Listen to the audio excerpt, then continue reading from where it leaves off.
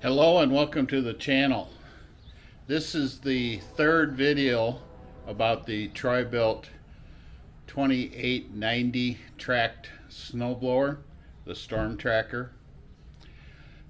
Today we're going to take a look at the inside of the transmission and the track drives and show you how that works and how well it's put together. When you look inside the transmission, you need to tip the snowblower up into its service position. Basically what that is it's sitting on its nose. Before you go to tip it up, make for sure you have less than about a quarter tank of fuel in it and that you have the oil dipstick turned in tight. If you do that, you won't get any fluids that run out onto the floor. I also recommend that you set it on a piece of cardboard or wood or carpet, something that won't slide around on you. If you try and lift these snow blowers up just on bare concrete, a lot of times you can't roll them up or tip them up. The front ends will just slide on the concrete. So this cardboard gives you a sticky surface for it to roll up on. Also, it keeps from scratching the front if you worry about scratching your machines. The easy way to do it is to take two people, each one grab a handle, and just walk it up. You don't have to worry about the chutes. They don't really touch the ground, but I always tilt them over just a little bit just to make for sure. That's really it for getting them up so that we can look at them. In case you don't know, Stanley Black & Decker has bought MTD. MTD has the names Troy-Bilt, Cub Cadet, Columbia, Yard Machines, Craftsman, and a whole bunch of others. So today, if you catch me saying MTD, I actually mean Stanley Black & Decker today. If you catch me saying Toro, well, you can yell at me because for some reason I don't always say Troy-Bilt the right way. All right, so first off, let's take a look at the cover. On the cover, here is your model number and your serial number of your machine. When you go to get parts for your Troy-Bilt, you'll always need this model number, and it's on the transmission cover. Starting in 2022, they also now include parts, a parts list for the common stuff that you might want to replace over time. The auger belt, the drive belt, shear pins, a phone number where you can call.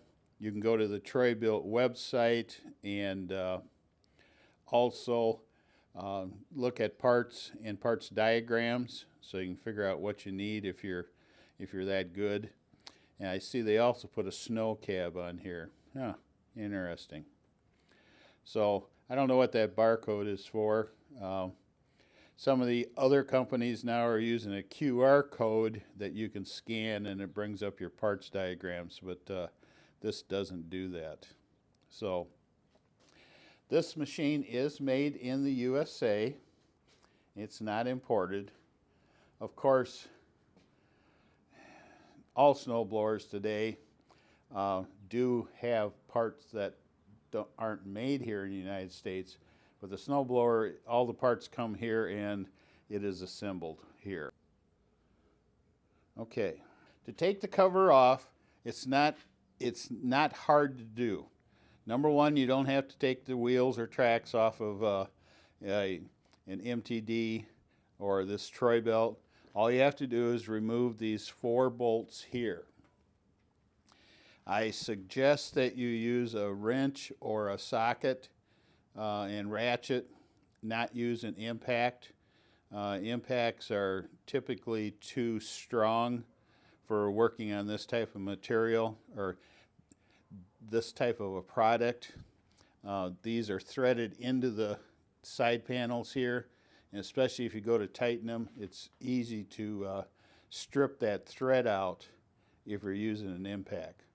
So use a ratchet, a socket and ratchet, or you can even use hand tools if that's all you got. And I'll take this out, take these bolts out, and then I'll show you how to take the cover itself off. Be back in a minute.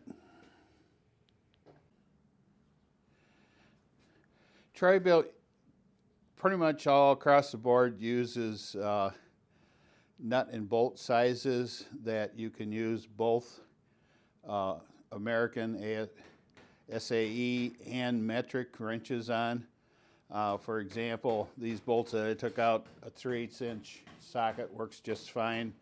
I'm sure there's an equivalent metric that also fits them. So that way, if you have metric tools or American tools, you can take these apart. Now, this plate, it's just a piece of metal, slides into the top up here and also in some grooves on the bottom.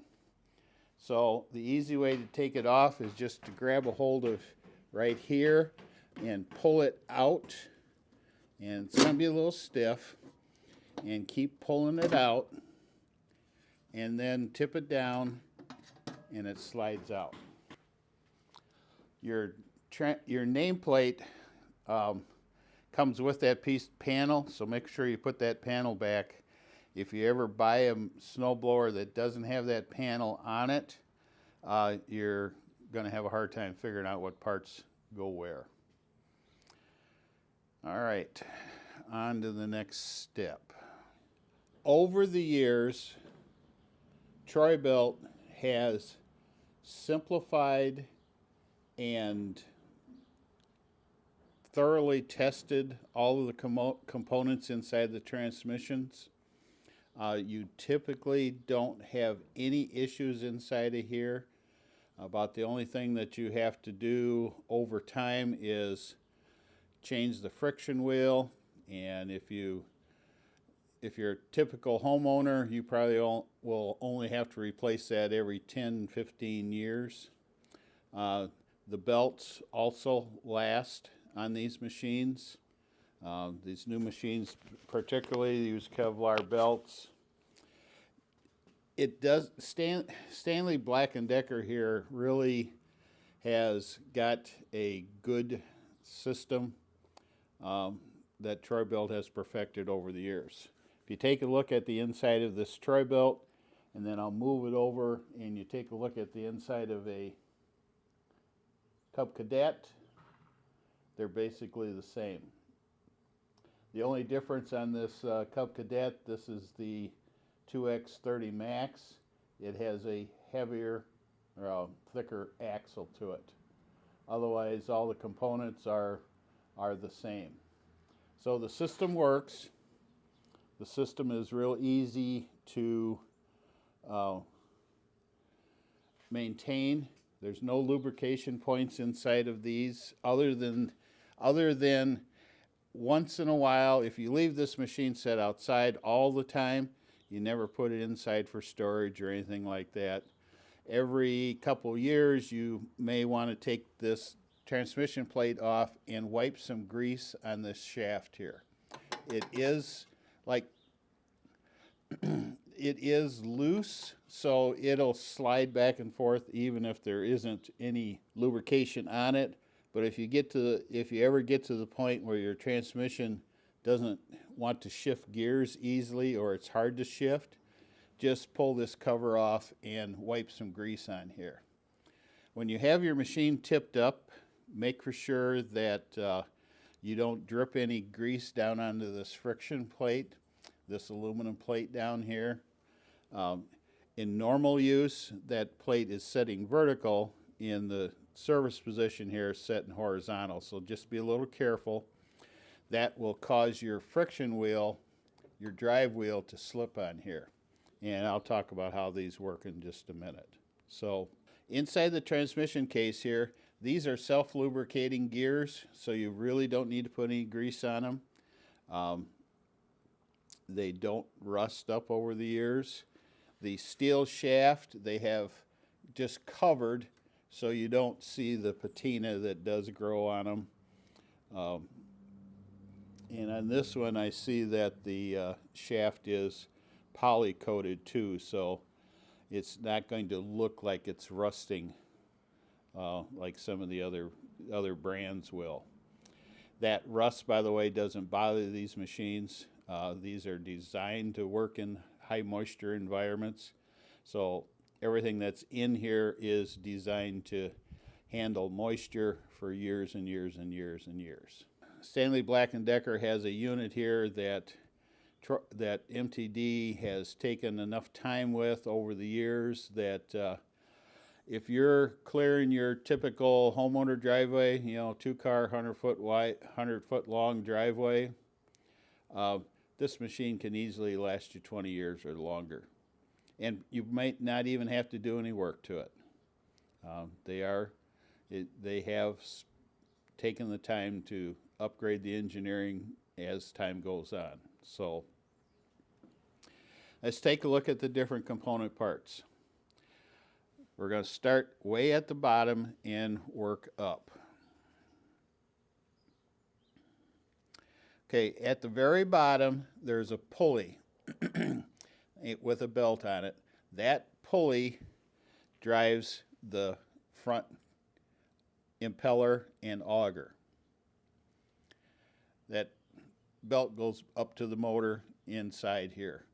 This piece here is a keeper so that when you don't have any tension on that belt and your impeller is not running, the belt won't pop out of this pulley.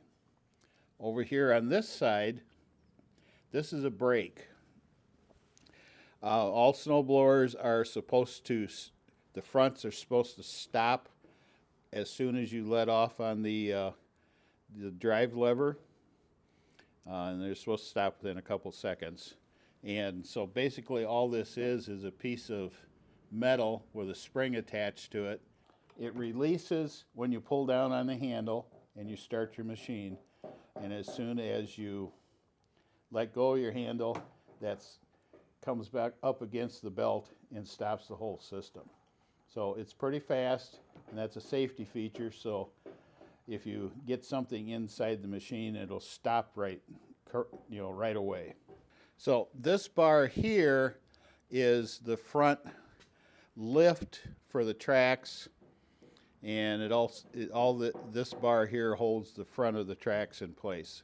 I'll talk about the tracks in just a little bit. So above the impeller pulley is the drive pulley. Okay, this pulley here, there's a belt that goes around it, and that goes up to the engine. That belt is under constant pressure, so this spins whenever the engine is running. For your unit to move forward with this spinning, this plate lifts, I'm going to use the term lifts up, and touches this rubber friction wheel. And that sets your drive. So let me move it. You can see it doesn't move very far, and there's a spring here that adjusts the tension so that you have enough tension so that you can drive. This is a very simple system. It's been around on snowblowers for years and years and years. It really doesn't give you any issues today. Years ago we had problems with the composition of this rubber tire, and that those would crack and fall apart and rot and stuff like that. But today we've got that rubber composition taken care of, and most of these will last a long time. This whole unit here is metal, so it will last. It doesn't warp or spring or anything like that. So when that plate contacts that wheel, then the it spins all these other gears, which drives your forward and reverse. Where this wheel is in relation to this aluminum pulley is what sets your speeds. So way over there is high gear. Pull it to the middle. That's first gear. And then when you pull it the rest of the way, if you notice, it goes over center. So this wheel will run backwards, which gives you your reverses. Troy-Bilt, MTD, Stanley Black & Decker. Too many names here right now. Too many names in this company right now.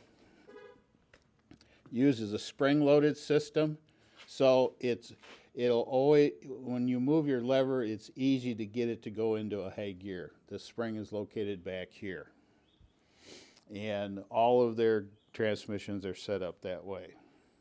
If you have a inexpensive Troy-Bilt like a 2410, this wheel runs on this axle, drives a gear, and runs to a solid axle up here on top. On a snowblower with power steering, this gear here is tied to another gear inside this unit, and we call them planetaries. You can see the little lump out here on the side of the transmission case. So this planetary in here, it's a set of gears. It's got an outer gear, 3 inner gears, and then those are connected to a gear that's on one more shaft. So in normal operation, the outside of that planetary is held, which causes you to be able to drive through it. When you pull a trigger, I'm going to move this around to this side so I can show you. So normally this is driving, this is spinning, and both sides are moving. When you pull one of these triggers, you release the outside gearing of the planetary, which allows it to free spin, and then it'll turn. So the way these are set, way trigger steer, I call them trigger steer steering. The way trigger steer steering works is that both wheels or tracks are locked and both drive normally. When you go to turn, you pull a trigger and it releases the side that you want to turn towards, which allows the wheel or the track to stop moving or spin or quit spinning, and the other one powers you around. So the machine goes straight until you pull the trigger to turn. So to recap, your impeller pulley is down here. You have a brake that stops the impeller as soon as you release the handles. If you want to change, if you ever need to change these belts, either the impeller belt or the drive belt, I'm not going to show you how to do that because there's a lot of good videos already on YouTube. My favorite mechanic for small engines is Donny Boy 73. DONYBOY 73.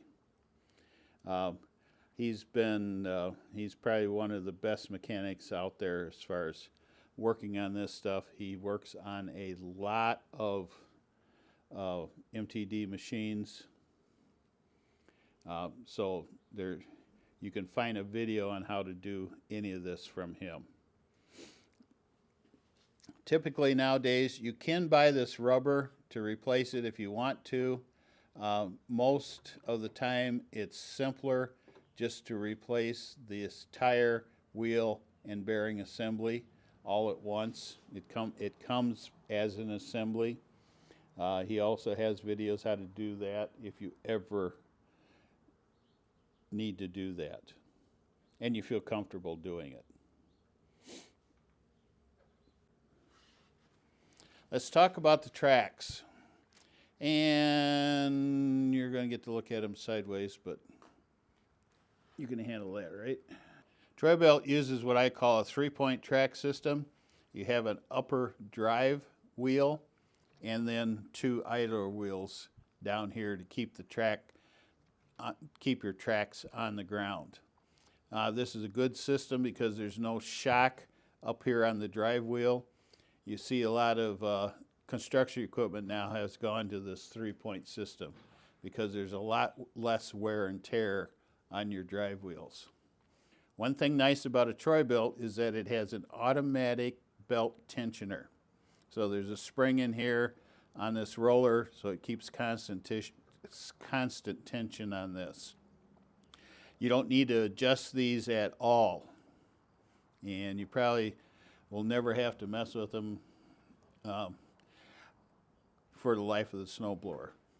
These hold up really well. These are strong poly wheel, and this is also a poly wheel. These polymers will handle any heat or cold that you may want to run it in. These tracks don't wear out. I've seen this track has been around for almost 10 years now, and I've never heard of anybody having a problem other than something dumb like they intentionally tried to break this with a hammer, or they dropped one out of the back of their pickup. So it's a good system. It holds up really well. I do like the tracks on it.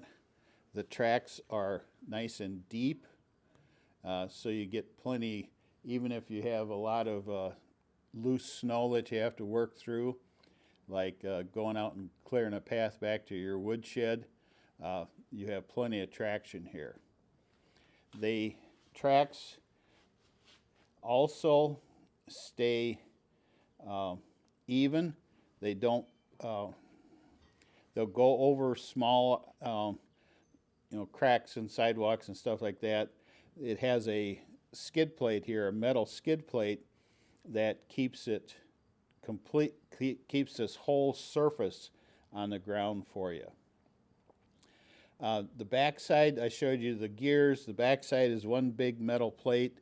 It's about 3/16, maybe a 1/4 inch thick. It has a few angles on the side of it. If you break this, you've done something major. I really like this system. It's really, really solid. Everything on this track drive is solid. This is a galvanized piece here, but it's still made out of the 1/4 inch steel. There is a track holder on this back wheel here. It's not really an adjustment. You can tighten your track up if you a little bit, but I doubt very much that it's ever going to stretch on you. These brackets down here, this front end, actually adjusts your front bucket height. So let me move it, and you can see how it operates. See, as it moves, the front part of the track moves up and down.